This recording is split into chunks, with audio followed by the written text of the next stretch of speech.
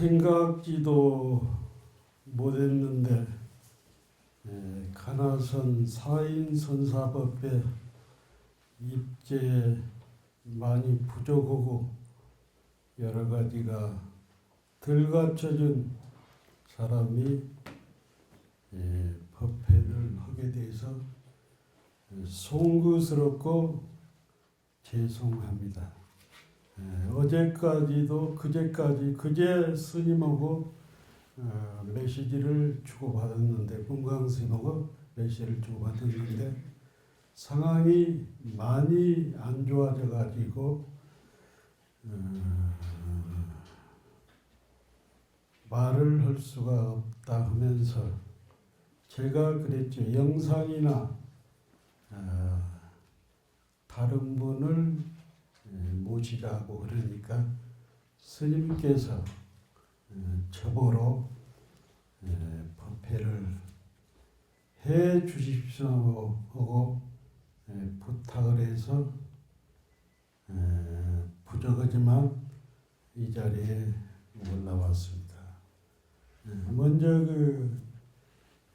문광 스님하고 인연을 잠깐 말씀드리고 법회를 시작할까 합니다.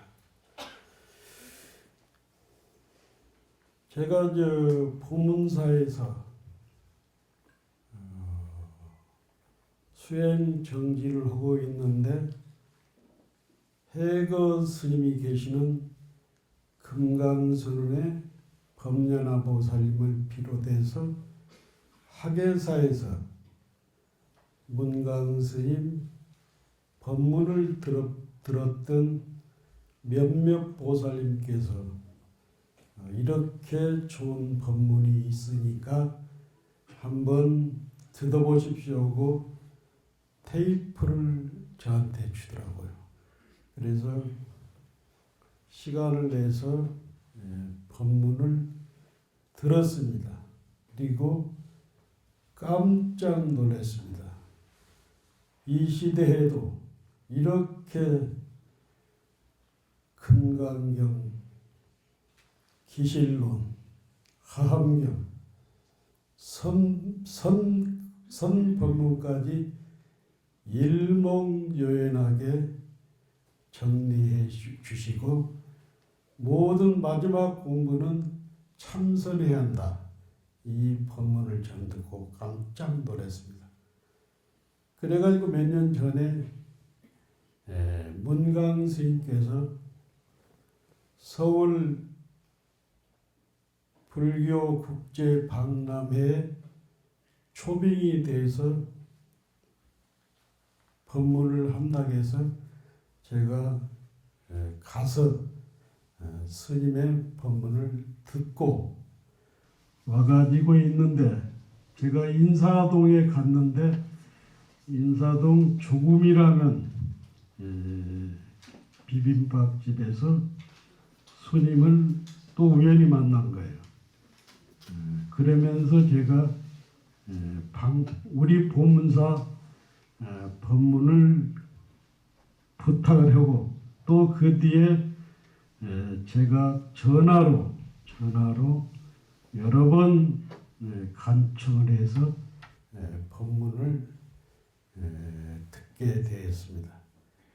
내가 처음 스님의 법문을 듣었던 것보다는 듣으면 듣을수록 법문이 고귀하고 간결하고 정리가 되었고 선지에서 나오는 스님의 법문은 오랫동안 참선하는 수자로서 느낀 바가 엄청 컸습니다.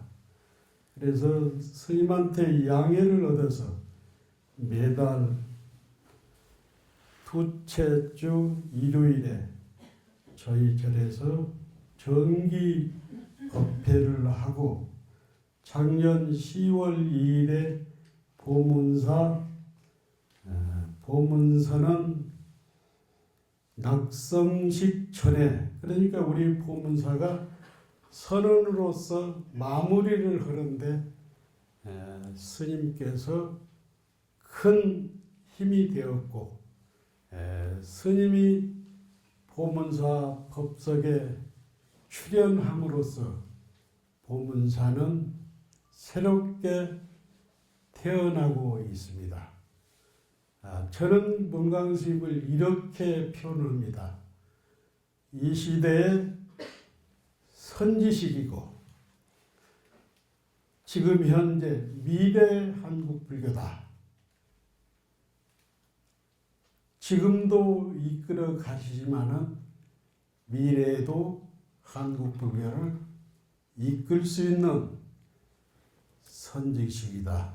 그 마음은 제가 스님을 처음 만났고 처음 법회를 듣고 또 지금까지 1년이 넘는 기간을 스님을 만나면서 그 마음은 더 절실하고 더 간절하고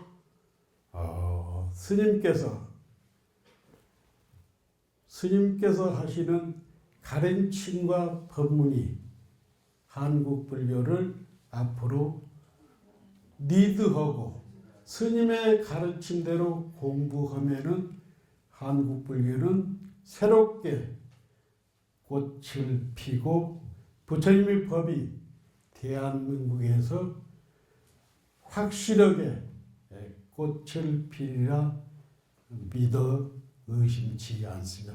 여러분도 그렇죠?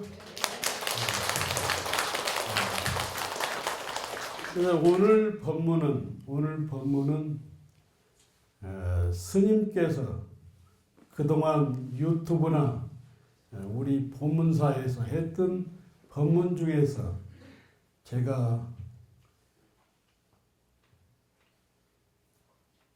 크게 감동을 받아 법문을 몇 가지 가지고 왔습니다.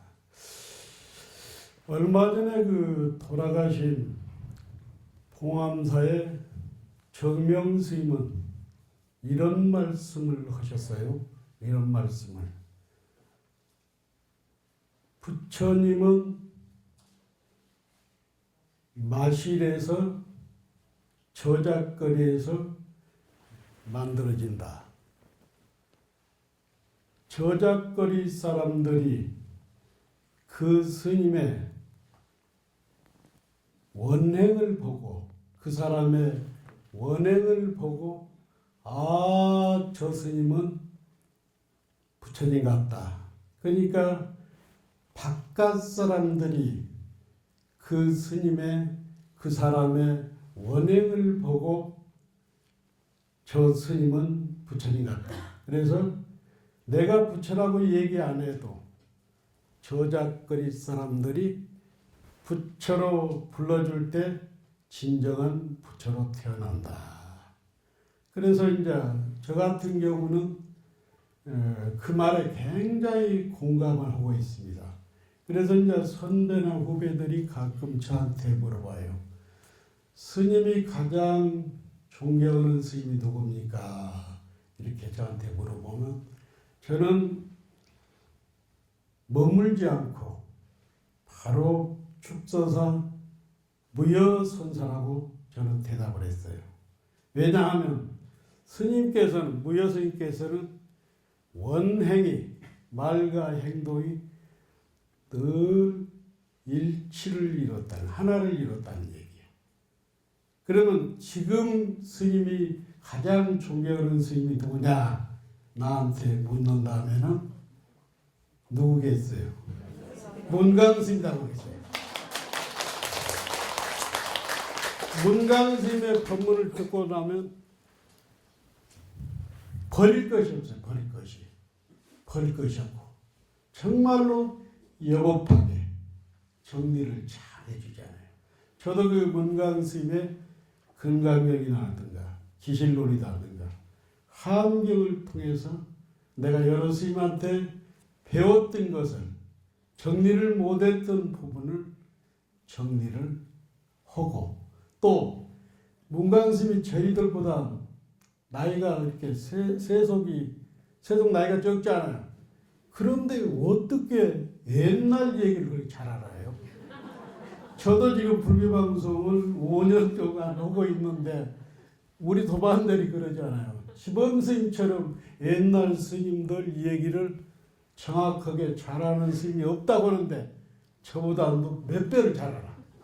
그만큼 옛 조사에 이 얘기다든가 글을 받고 또 탄어 스님을 탄어 사상을 해서 박사를 받았고 그 다음에 출가에서는 이 시대의 선지식인 해암 스님을 모시고 살았다는 거예요. 이게 탄어와 본인이 유불선 공부도 했지만은 이 시대의 선지식인 탄어를 만났고 이 시대에 조사했던 해암 스님 만난 거라. 그 좋은 머리에다가 많은 공부를 한 것 플러스 탄어 플러스 해암이 있었던 거예요. 그러다 보니까 문강 스님처럼 그렇게 많이 정확하게 아는 스님을 저는 못 봤어요. 정확하게 아니라 정확하게. 그 다음에 스님께서 그런 많은 법문을 하셨지만은 다르게 법문한 것을 저는 한 번도 못 봤죠. 그렇죠? 한 번도 여기서 이 법문과 저기서 저 법문을 하더라도 다르게 다른 말로 틀리게 한 적을 우리는 본 적이 없잖아요. 여러분 그렇죠? 네, 그렇죠. 그러니까 원행이 일치한다. 우리 시대의 선지식이고 한국 불교의 미래다. 현재도 그렇지만 앞으로 100년에 한 번 나올 수 있는 나오지 어려운 그런 대선지식이 아닌가 저는 감히 이렇게 생각하고 여러분 어떻습니까?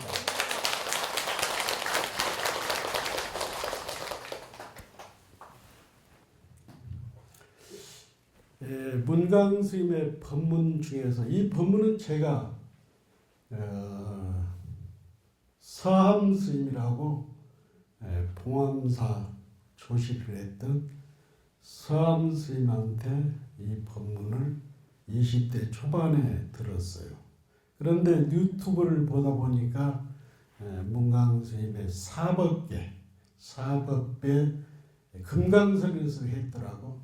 마지막에 이 사법계 법문 중에서 쉽게 말해서 이법계, 사법계, 이사무예법계, 사사무예법계, 금강계, 함계 그렇지 않아요. 사사무예를 했더라도 최상 일구를 뜰지 않으면은 공부를 다시 한다. 그 법문인데 조주스님 해상에 그날 해제를 했습니다. 해제를 했는데 어떤 수자가 온 거예요. 스님 오늘 만행을 다녀오겠습니다. 그러니까 조주스님께서 이렇게 말을 하지요. 부처 있는 곳에는 머무르지 말고 부처 없는 곳은 멀리 달아나서 삼천리 밖에서 어떤 사람을 만나거든 그릇 말하지 마라 이렇게 얘기를 해. 그러니까 그 스님 가지 않고 여기에서 머무르겠습니다. 그러니까 조주스님께서 작양아 이런 하도를 주는 거예요. 쉽게 말해서 버들꽃을 따는구나. 버들꽃을 따는구나. 이 하도를 따. 문강스님의 선문염송 이번에 요 책에 나와 있는 하도입니다. 작양아 하도인데 이것을 저는 봉암사 살 때 이 하두를 들고 공부한 적이 있어요. 그런데 문강 스님께서 금강선언 법문에서 이 하두를 아주, 하두는 설명할 것이 아닌데 이를테면은 아주 멋지게 설명을 했어요. 금강선언 다니시는 분들 이 법문 들었죠? 네. 들었죠? 네.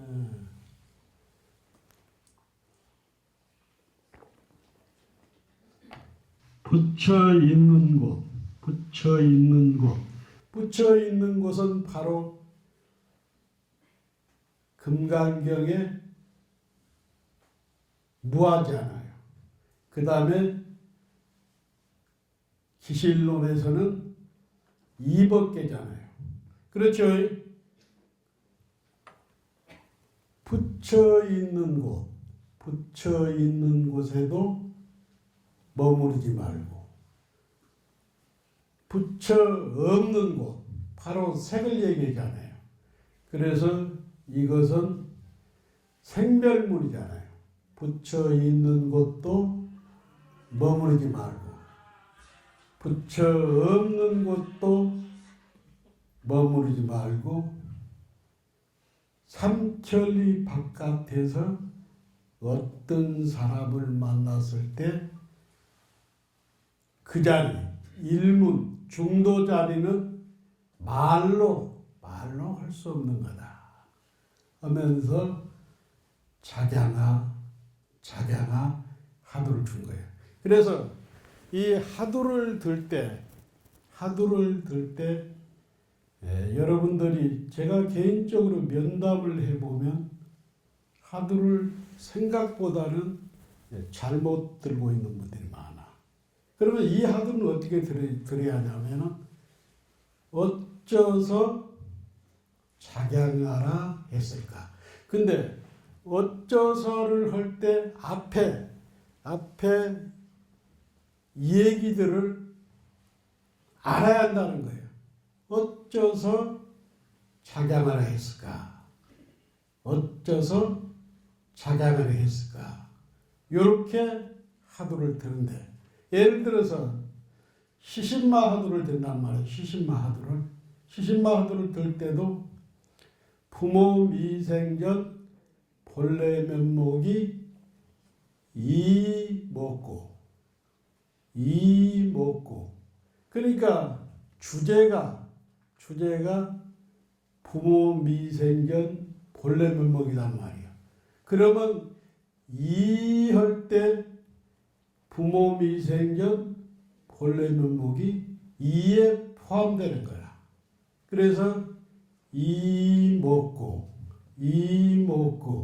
이목고를 하다가 약해지면 다시 부모 미생전 본래 면목이 이목고를 들으라는 얘기예요. 예를 들어서 해암 스님께서는 이목고 하두를 이렇게 줬잖아요. 간센보살을 부르는 놈이 이목고. 그러니까 포인트는 이에 있다는 거예요. 이를 약간 길게 이목고. 그래서 이목고를 하다가 약해지면 다시 주제를 들으라는 얘기예요. 요즘 그 무자하두를 스님들이 가장 많이 들은데, 무자하두도 그렇습니다. 저희들이 어렸을 때는 구산 스님이나 경봉 스님이나 어른들 모시고 살 때는 무자하두를 드는 사람이 의외로 많았습니다. 근데 요즘은 용화사다든가 이런 데서 판치생모 내지 이목고 하두를 많이 준단 말이에요. 그래서 저희들이 어렸을 때 구산 스님이나 경봉 스님이나 이런 스님한테 무자하두 드는 법을 배웠는데, 그러면 부처님께서는 열반경에서 일체 중생이 불성이 있다고 그랬잖아요. 불성이.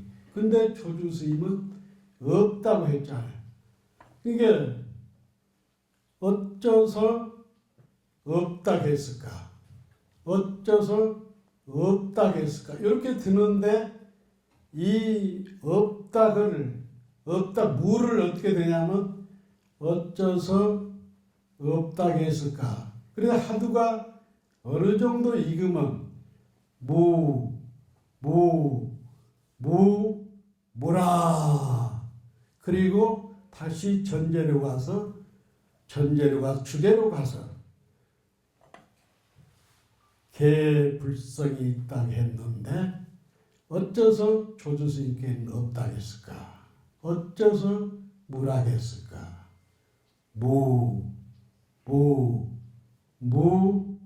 무라.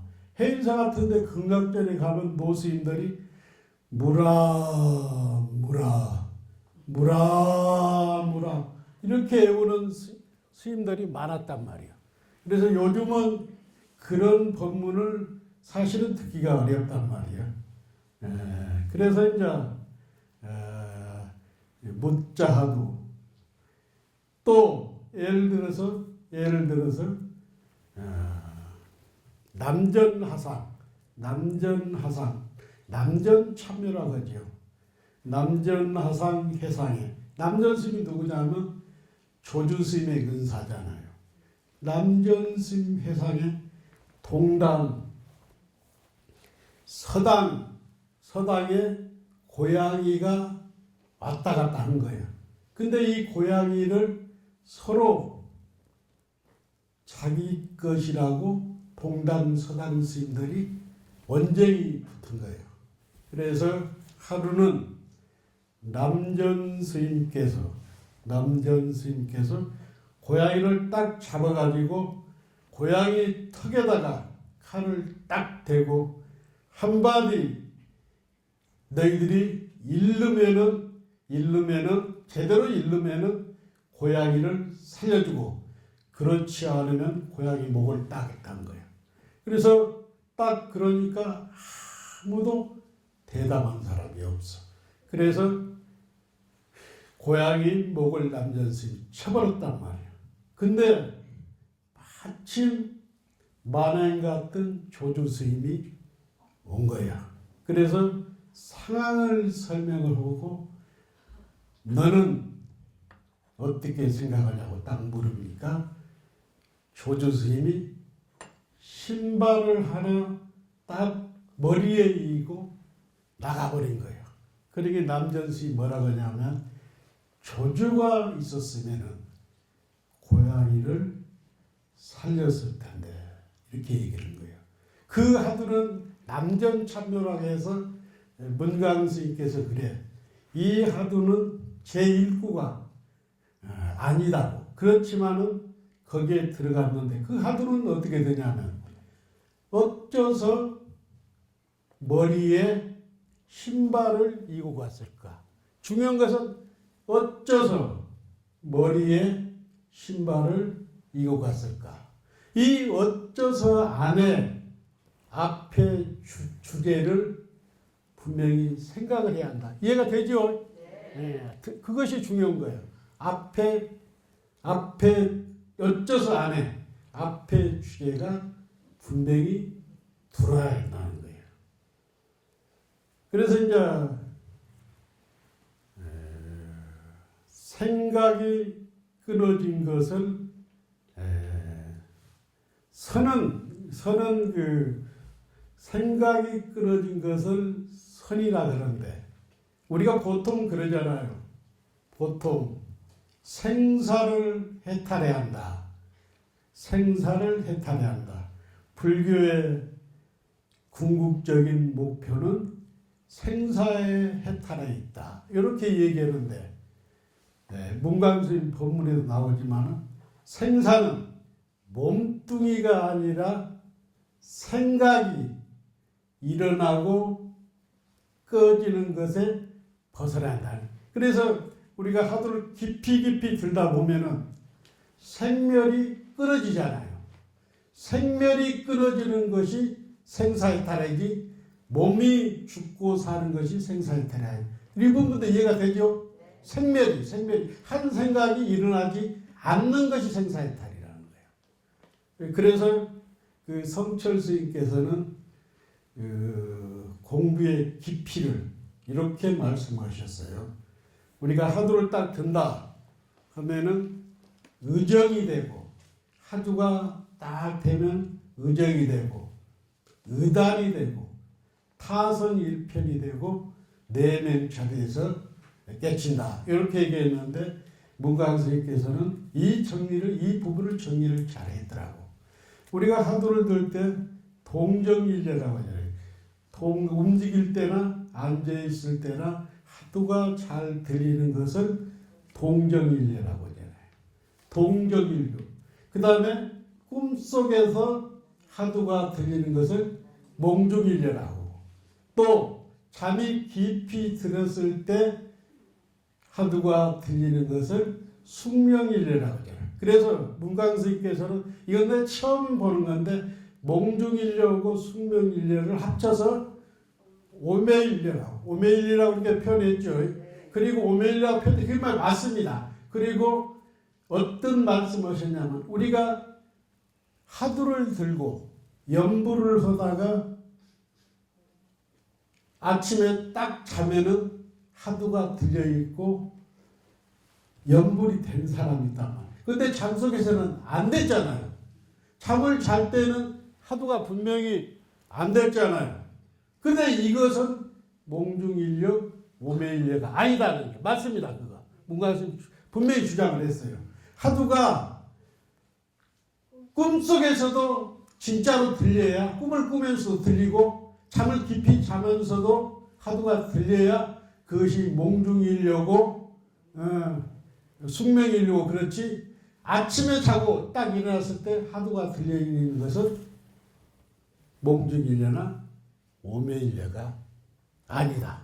이해가 됩니까? 네. 이해가 되죠? 이해가 돼야 합니다. 예. 그리고 화두는 삭구하고 할구가 있습니다. 뭐 보살님도 공부를 워낙 많이 해서 저도 여러분 못지않게 문광스님 유튜브를 많이 봅니다. 이를테면 봉은사에서 지난번에 했던 유튜브는 저는 50번 정도 들었습니다. 저처럼 50번 들은 사람 없죠?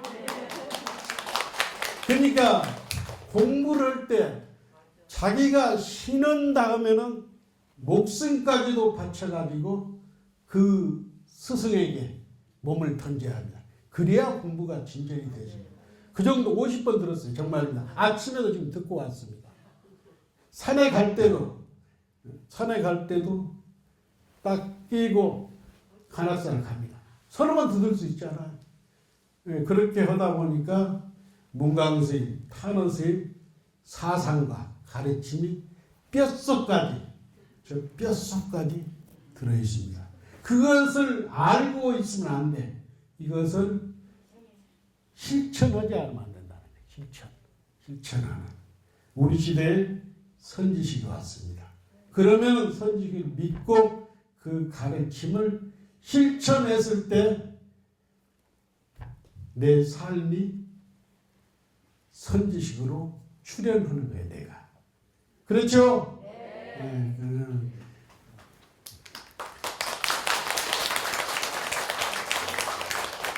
그 삭구할구도 문광스님께서는 너무 설명을 잘한 거예요.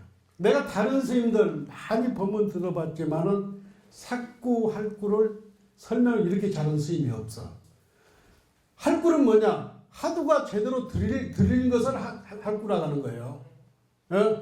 화두가 제대로 들고 있으면은 그것이 할구고, 삭구는 화두를 망상을 피웠고 글귀를 맞춰본다든가, 그 다음에 유도 무도 아니고 어떤 것일까 나름대로 생각하지 않아?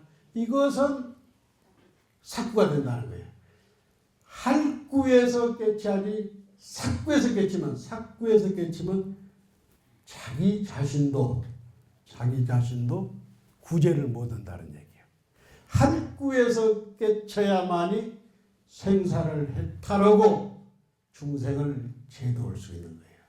할구에서 깨치라는 얘기. 멍청하게 아르마르 해가지고 이것은 결국에는 이런 공부는 자기 자신도 구절이 못한다는 거예요. 명상 얘기 잠깐 하고 가겠습니다. 요즘 대세가 명상인데 제가 그 타너 스님이 법문하신 것을 문광 스님께서 명상 같은가 다른가 이런 얘기를 하셨어요. 그렇죠? 하셨죠. 그 BTN에도 분명히 그 방송이 나갔습니다. BTN에 나갔는데 명상을 산스크리트로 디아나라고 하잖아요. 이것을 선나라고 하잖아요. 이것을 또 사유수 정녀라고도 이렇게 표현을 합니다. 정녀. 그러니까 선이 선나고 디아나가 그러니까 인도말로 산스크리트로는 디아나고 이것을 음역을 하니까 선나고 또 이걸 중국말로 하니까 사유수 정녀 이렇게 표현하는데 이것이 이제 요즘은 한국에서는 선을 SEON 해서 표준화가 되었습니다. 표준화가 선이. 근데 일본에서는 이것을 뭐라 그러죠? 젠이라고 하잖아요. 젠이라고 하고 중국에서는 중국말로는 잘 못 오시네. 그 문광수 본문을 들으셨구만. 그런데 결국에는 선에는 법무선, 소승선, 중생선, 애도선, 그 다음에 뭐가 있습니까? 열애선, 조사선, 간화선이 있잖아요.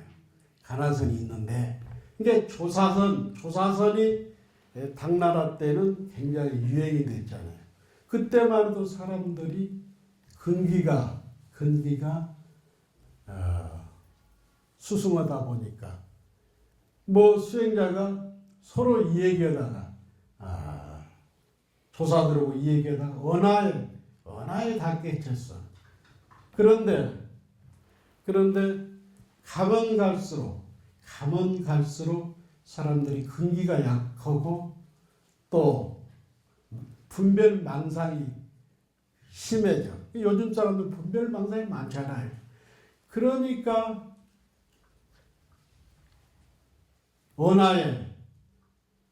언하에 깨치는 사람이 없어가지고 결국은 대종고 스님에 의해서 간화선이 생겼잖아요. 간화선이. 이 세상 사람들이 그러잖아요. 부처님 당시는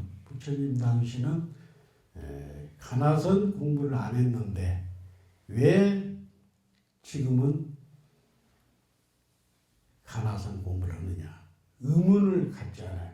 근데 그것도 타로스님께서 분명히 말씀했어요. 옛날 사람과 성인과 거리가 이렇게 멀어지잖아요. 이게 부처님 당시에는 모든 사람들이 성근이 있고 분별망상이 없기 때문에 호흡법이라든가 이파사나 사념처럼 다 공부를 해결할 수가 있는데 부처님과 우리가 거리가 멀어지다 보니까 업이 생기고 그다음 분별망상이 생기고 백신도 그렇잖아요. 옛날에는 감기 몸살이 와도 간단하게 집에서 따뜻하게 명태국 먹고 그러면 해결이 됐잖아요. 근데 지금은 이 바이러스가 엄청 강해졌잖아요. 문광스님도 지금 바이러스 때문에 지금 고생하고 있잖아요. 그러면 그 바이러스를 해결하려면은 특별한 백신이 나와야 한다는 거예요. 백신이. 그러니까 호흡법이나 사념처럼 공부가 안 되니까 결국에는 조사선에서 간화선이 나왔잖아요. 그러니까 명상도 명상과 가나선의 차이는 들어갈 때는 다르지만 분명히 들어갈 때는 다르지만 나올 때는 같아. 결국에는 명상이나 가나선이나 정해쌍수라 지관 아닙니까? 우리의 공부가 정과 해, 지관, 진공묘유, 쌍사, 쌍조 그렇잖아요. 정해를 통해서 이 공부가 뚫어지잖아요. 그래서 가나선은 그래도 800년 동안 이 가나선을 통해서 많은 조사가 도인이 출연했단 말이에요. 그래서 분명히 이 가나선은 가기가 쉬워. 왜 그러냐면 많은 사람들이 그 길을 통해서 해탈했단 말이에요. 우리가 간악산을 갈 때도 우리가 봤던 사당동에도 갈 수 있고 안양에서도 갈 수 있고 서울대 입구대로 갈 수 있지만은 내가 간악산을 가보니까 서울 공대에서 가면 제일 빠르더라고. 서울 공대에서. 그러니까 이 하두참선이 쉬운 것이 뭐냐면 어려운 것 같으면 쉬운 게 뭐냐면 많은 사람들이 갖고 그 길에서 깨달음을 얻었기 때문에 바이러스가 애지간해서는 해결이 안 되잖아요. 근데 가나선을 해보면 가나선은 분명히 하두를 잘 듣다 보면 힘이 있어요. 미는 힘이 있어요. 미는 힘이 있고 정말로 어느 순간에 하두를 잘 듣다 보면 몽중일로 오메가 되면서 싹 들어가 버리잖아요. 그렇기 때문에 가나선이 첩경이고 여러 사람들이 가나선을 깨달음을 얻었는데 문광스님들 그러잖아요. 예, 안 해본 사람 말을 믿냐고. 해보고 해낸 사람들 말을 믿어야지. 가보지도 않는 사람 말을 믿는다고 문광스님들 그러잖아요. 그렇죠? 가나선을 통해서 역대 조사가 출현했고 여러분의 마음에는 여러분의 영혼에는 늘 법신이 늘 상조고 있기 때문에 우리가 그 길을 그 하두를 들고 그 길을 가다 보면은 열애가 분명히 출현할 수가 있다. 역대 조사들이 이 얘기를 해놓았고 이 세상에서 가장 많이 아는 문광스님이 가나선을 주장하잖아요. 그렇죠? 우리 어렵고 힘들지만은 문광스님의 가나선 공부, 참선 공부 연공 얼마나 좋아요. 하루에 1시간이라도 저도 이 선방에도 45분을 이제 몇 분이 주장 이렇게 했는데 다음 주부터 50분 하기로 했어요. 50분. 예, 문광스님의 말씀이 법이잖아요. 그렇지 않습니까? 그래서 아무튼 문광스님의 가르침이 꽃이 피고 한국불교 걱정할 것 없어요. 각자 자리에서 1시간씩 연공하고 한 달에 몇 번씩 문광스님 직접 라이브로 법문 참석하고 유튜브 듣고 그 자리에서 최선을 다했을 때 한국 불교는 달라진다. 바깥에 아무리 태풍 불고 눈보라가 몰아쳐도 우리는 문광스님 공부를 꾸준하게 연공하면서 라이브로 법문 듣고 가르침 받고 유튜브 듣고 공부하면은 분명히 한국을 세계 최고의 불교 국가로 만들 뿐만 아니라 이 가르침을 통해서 우리가 가정에서 생활하면은 가정도 편안하고 또 식구들도 가족도 편하고 필경에는 가정 모두가 편해서 문광스님의 가르침을 듣고 연공할 수 있는 그날이 분명히 옵니다. 여러분 문광스님이 쾌유쾌차해서 다시 법상에서 우리들의 신금을 울리는 법문을 할 수 있는 그날을 고대하고 개육개차를 여러분과 함께 간절히 발언합니다. 감사합니다.